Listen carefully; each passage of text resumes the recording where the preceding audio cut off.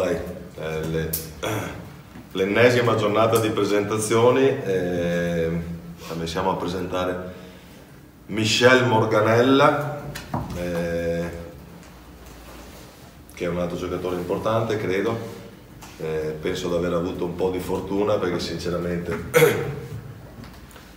non ci avevo pensato, anche se avevamo deciso comunque di rinforzare la fascia destra. Poi mi è arrivata una soffiata che mi chiedeva se potessi essere interessato a Morganella, e io dissi: ma sei sicuro che vuoi venire a Padova? E mi ha detto: no, guarda, ho parlato con il ragazzo vorrebbe venire, è contento, E detto fatto. Quindi sono contento che mi sia arrivata questa soffiata, sono contento che sia arrivato Michel, perché lo considero un giocatore forte, importante, caratteriale, è bravo a fare tutte e due le fasi, la carriera anche qui parla per lui, perché insomma ha fatto tanti anni ad alti livelli.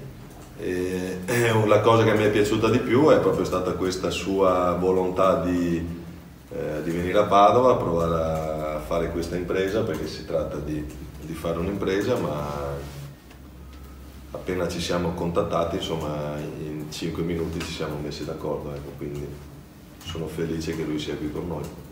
Poi, come hai detto, forse per Bakova avevi detto forse in un'altra circostanza non sarebbe mai venuto a Padova, magari così anche per Michel. Sì, credo anche Michel, insomma, che probabilmente in altre circostanze era difficile ipotizzare o pensare che potesse venire, o io potessi anche pensare di poterlo prendere. In realtà qualche volta c'è anche un briciolo di fortuna, in questo caso sono stato fortunato.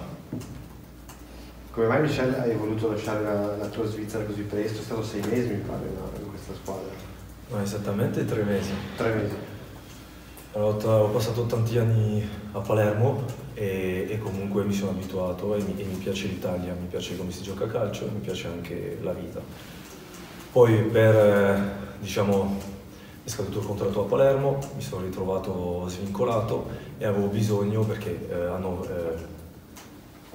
novembre dell'anno scorso mi sono fatto il crociato, quindi era importante ritrovare il campo e ho trovato questa soluzione, opportunità in Svizzera a Rapperswil-Jona, un accordo con il presidente, che l'obiettivo era tornare in campo e fare alcune partite. Poi sapevo benissimo che dal momento che mi rimettevo in campo, poi se c'era una possibilità di tornare in Italia la prendo. Infatti si è presentato il Padova e non ho aspettato. Appena il mio agente Mauro mi ha detto sta cosa, ho detto voglio andare lì.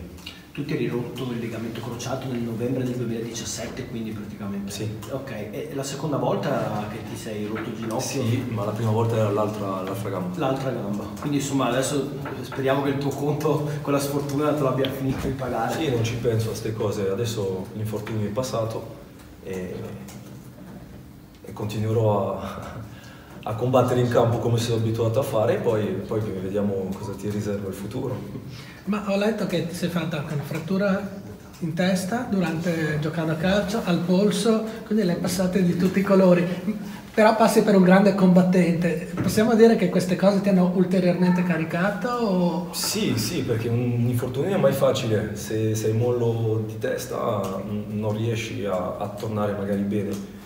Sono cose che succedono. È vero che a Cesena nel 2014, se non mi sbaglio, c'era il mister Bisoli, mi sono rotto, ho avuto 7 fratture al cranio e sono tornato. Poi ho avuto il ginocchio destro, sono tornato, il ginocchio sinistro, sono tornato, adesso sono qua. Non pensiamo alla sfida. Allora ti chiedo la tua prima impressione dopo questi primi giorni di allenamento con Mister Bisoli, che questa volta ce l'hai come allenatore. L'abbiamo chiesto poi anche a Sinisa, lo chiedo anche a te, Retrovian Delkovic, immagino che ti faccia piacere. Sì, lo conoscevo così, ma non personalmente. A me piacciono gli allenatori con carattere, perché anche io sono di carattere, quindi sono nell'idea che quando magari sei bassa classifica ci vuole un mister così, E infatti dobbiamo creare un gruppo, metterla tutta per arrivare a un unico obiettivo e salvarsi. Oltretutto hai giocato anche domenica a Udine contro l'Udinese, la tua prima partita diciamo con la maglia del Padova. Cosa ti pare di questo gruppo e di questa squadra? Tanti nuovi, ma secondo me bel gruppo, abbiamo delle qualità, ci vuole un po' di tempo per poi conoscerci un po' meglio, però secondo me, ripeto, se siamo uniti e andiamo a fare le battaglie insieme possiamo raggiungere il nostro obiettivo. Tu in Serie B hai fatto, vabbè, anche l'anno scorso comunque 2 esperienze e 2 promozioni, adesso ti trovi per la prima volta a giocare in B per salvarti, però forse in Serie A invece era diverso, ecco. Cosa cambia secondo te nell'atteggiamento, o è lo stesso modo di giocare e di pensare, o cambia secondo te? Mi piacciono le sfide, che sia per l'alto o per il basso. No, secondo me mi sono mai ritrovato in una situazione così, cioè in B, però infatti accetto le sfide e sarà difficile, però la metterò tutta, tutto quello che posso mettere a disposizione sia alla squadra o al mister, cioè ci darò tutto, e la cosa più importante è l'atteggiamento in campo e non mollare mai, e poi vediamo cosa viene fuori. Ritrovi Sinisa Andelkovic, no? Tuo ex compagno di squadra, tra l'altro lui è uno che parla poco fuori dal campo, però il campo invece è un po' diverso, no? Sì. Prima di venire mi sono sentito con lui perché abbiamo giocato tanti anni insieme, e con uno che anche mi sono trovato benissimo. No, sono contento che anche lui sia qua e niente.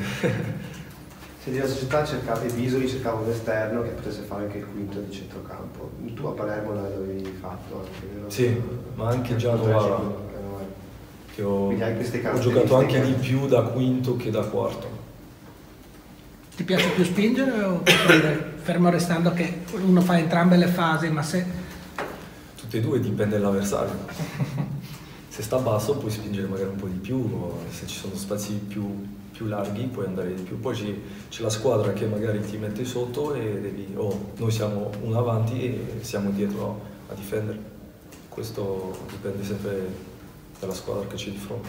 Un'altra cosa volevo chiederti, non c'entra con questo. Tu sei venuto a Padova alla finale playoff, è stato il momento che c'erano 23-24 mila persone, è stata la massima affluenza degli ultimi anni qui a Padova, però hai visto da avversario le potenzialità della piazza. Ci hai pensato quando ti è arrivata questa chiamata anche a quella situazione? Infatti l'ho detto al mio agente che Padova anni fa ma anche oggi è una bella piazza, una piazza importante, e mi ricordo benissimo quella partita.